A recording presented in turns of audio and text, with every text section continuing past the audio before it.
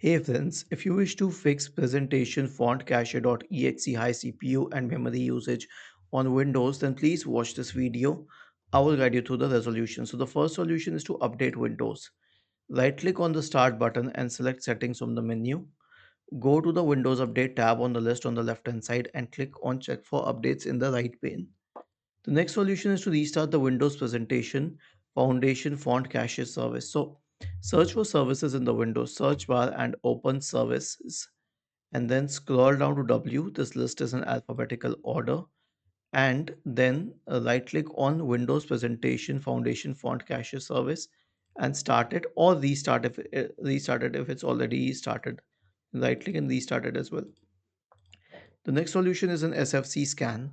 So search for command prompt in the Windows search bar and click on run as administrator. Type the command sfc space forward slash scan now and hit enter to invoke the SFC scan. The last solution is system restore.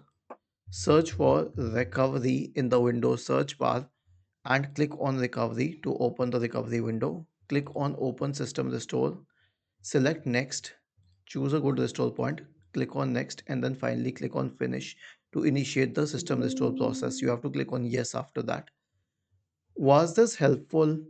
If yes, then please subscribe to the channel, and if not, then let us know in the comment section of the video on how we could help you further.